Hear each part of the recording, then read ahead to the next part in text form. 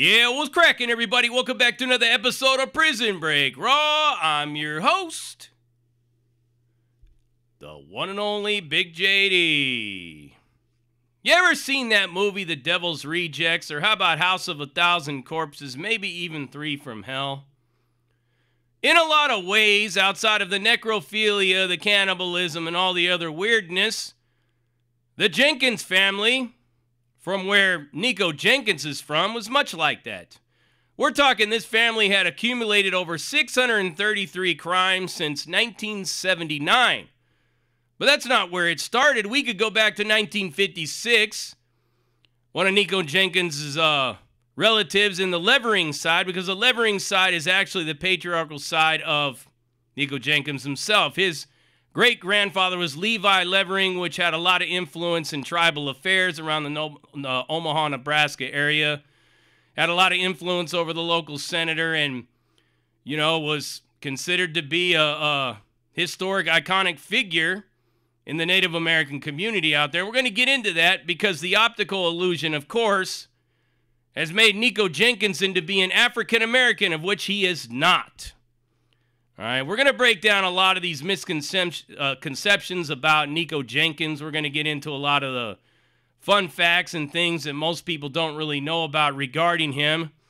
His so-called fascination with the god Apophis in Egyptian mythology and all that shit. We're going to break it all down to you right here. But let's go ahead and run down the family tree of Nikko Jenkins himself so you can get a better picture and understand what actually shaped this young man into becoming the monster that he is, the one that will make you piss your pants just by looking at him because the optics are just so scary. I mean, look at all these battle scars he has all over his face. This dude's been through the war zone and back. All the battles, the gladiator fights and everything. He has the scars to prove it. We're going to get into that as well because it's not what you think. So Nikko Jenkins is not really a serial killer in the traditional sense. He's a spree killer. It's much different, right? Spree killers are not really considered serial killers. They just spur the moment type of a thing, and they don't really have any profile or any kind of a way of killing or interest or nothing. It's just spree killing, just killing people, going on a sick one. And according to Nikko Jenkins, he did it for a mythological or a esoteric purpose, or even a religious purpose, but the family itself. So Nikko Jenkins' father is a guy named David McGee, and if you look at David McGee, you'll kind of understand where Nikko Jenkins has gotten a lot of his features. So David McGee looks a little bit like a very light-complected African-American man, but he's not. He's Native American himself. Now, I don't know, if you were to run, 23andMe and Ancestry.com or any of them things like that, you might find some African DNA in this family, but for the most part, they're considered to be roll number, roll call card carrying Native Americans from their tribal lands, which was in like Colorado and Omaha, Nebraska, the Nebraska area itself, as we know from Levi Levering, which was the patriarch in that whole family, and like I said, did a lot to have a lot of rights and things given to the people there. He did a lot for his people. But David McGee and Nikko Jenkins' mother had a very destructive relationship. Nikko Jenkins grew up in a very abusive household. I mean, we're talking this family, like I said, since the 70s. Many different alcohol and crackhead-related crimes. Stealing, burglaries, assaults, everything. Even Nikko Jenkins' cousin actually stabbed her sister in the neck with a knife, but the case was dropped. Then in 1956, of course, Lincoln Levering, one of Nikko Jenkins' uncles, had thrown his wife pretty much off of a building, and she died later from her injuries, and he was killed in a hit-and-run accident. But he basically assaulted somebody who he thought was making a racial remark towards him. But this is the kind of world that Nikko Jenkins grew up in, and he sort of kind of ended up in foster care, as did his sisters and all whatnot. One of them actually ended up getting raised by a very much older man. But the things that a lot of people know about Nikko Jenkins is he was a notorious bedwetter when he was a little kid. He had horrible lucid nightmares, vivid dreams, and all that stuff. I mean, this kid had been through the ringer. When you're constantly watching all the abuse and everything like that, repeatedly, consistently, day in and day out, chances are you're probably going to end up and turn into a spree killer like Nikko did himself. So Nikko Jenkins ended up basically suffering from all kinds of personality disorders, PTSD, and everything else. It's kind of shaped him and molded him to what he is.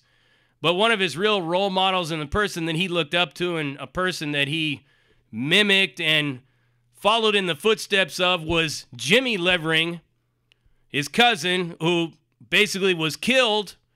And what the lawsuit was saying is that it was a cop that actually killed him, and it caused quite a bit of commotion at the hospital where one of Nikko Jenkins' cousins, a guy named Wagner, had actually took flight on a cop there, and they tased him and took him down and all that fun stuff. Billion-dollar lawsuit that was coming out turned out to be, well, it actually wasn't a law enforcement officer's gun, according to them. Whether it was or it wasn't, who knows? Like I said, man, the powers that be have a way of covering a lot of shit up. But for me, I was fortunate enough to actually be in the federal system with somebody who grew up with Nikko Jenkins, who knew him and stuff.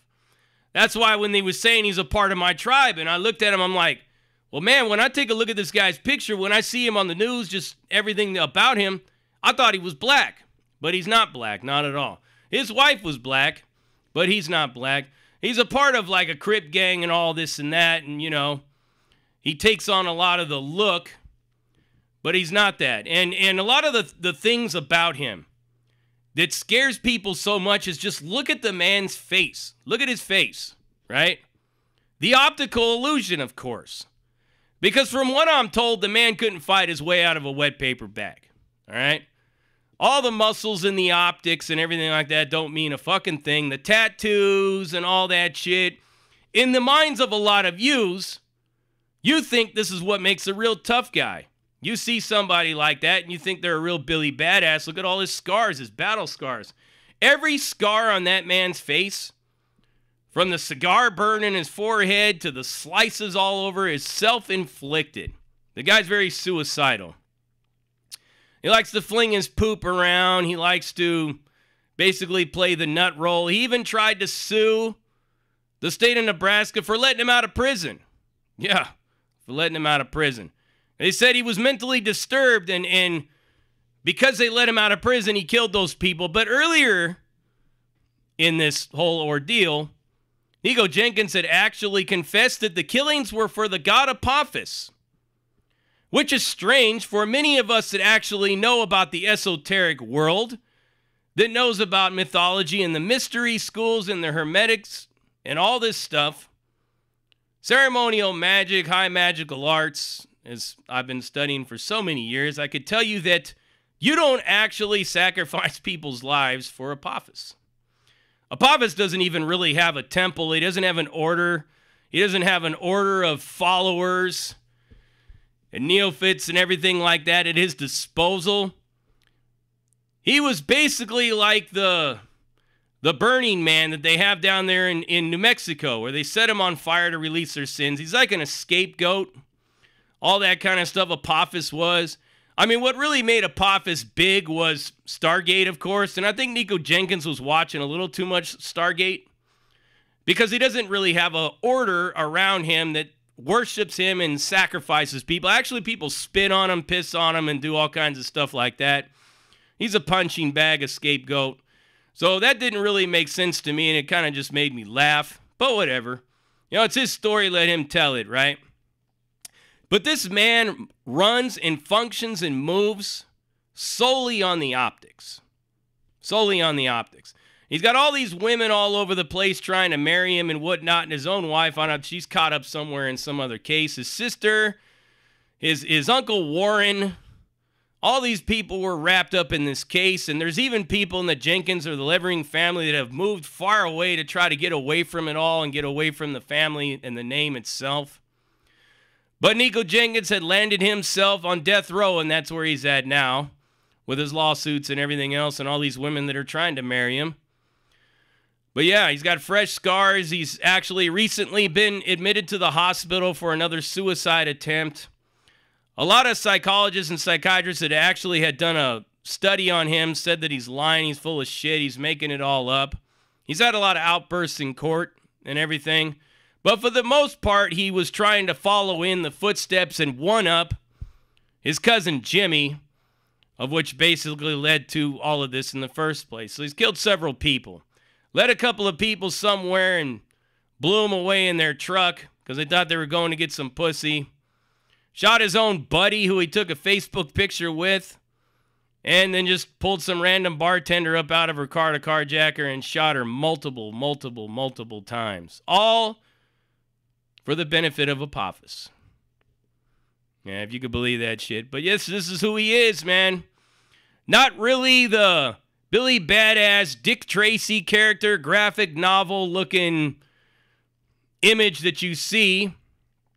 A lot of people look at him like a ringleader, a warlord, a gladiator, a soldier.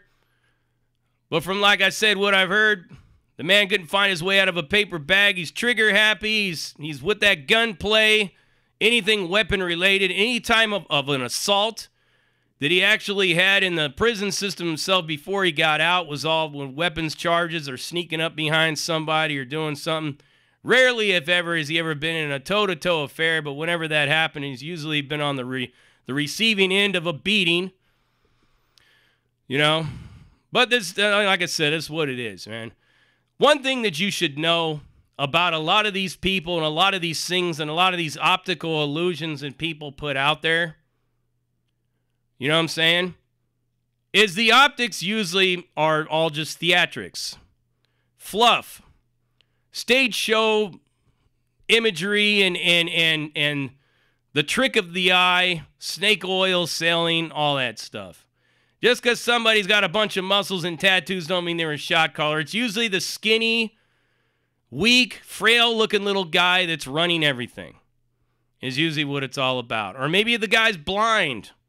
Or maybe he's like Ivor the Boneless off of Vikings. He actually, in history, Ivar the Boneless was considered to be one of the most vicious and hardcore kings of the Vikings that ever produced. But if you look at Ivar the Boneless in the Viking show, I mean, he was crawling around on the ground. A lot of people used to laugh at him, his own brothers, but he became the shit in the end, right? So it's usually the one that you'll never expect. But Nikko Jenkins plays that optical illusion very, very, very well.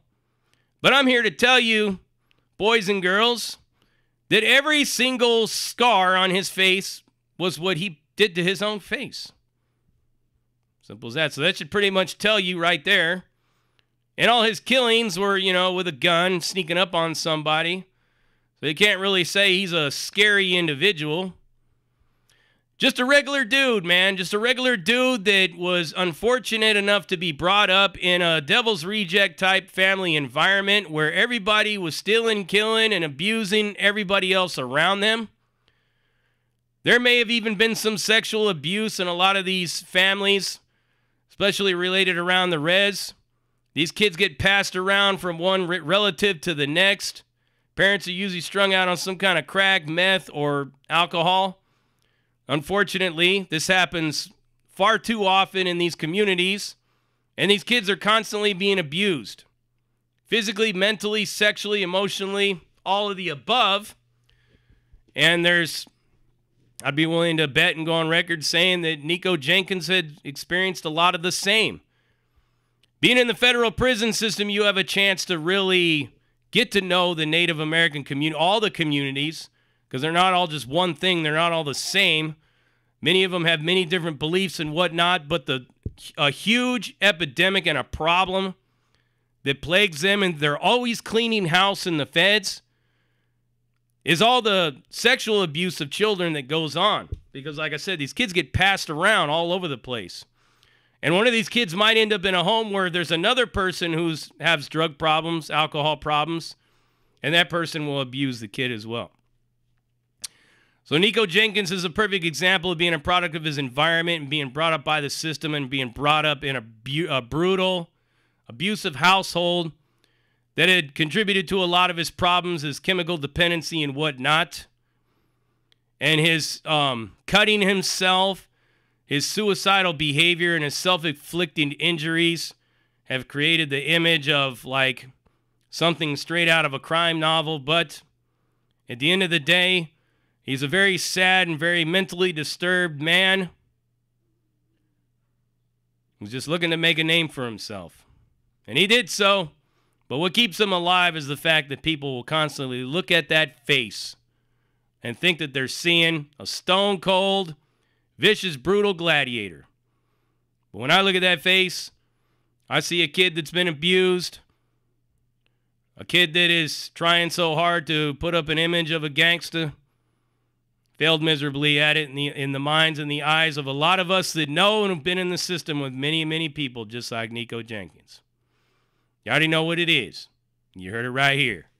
Prison Break Raw, uncut, uncensored, no holds barred, non-sugarcoating, not politically correct, all up in your face, slapping you with that dick of reality. And I'm outro.